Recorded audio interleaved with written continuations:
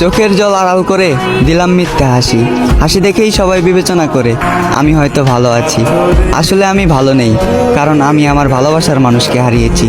সে ছিল আমার কাছে রত্ন, তাই করেছি যত্ন।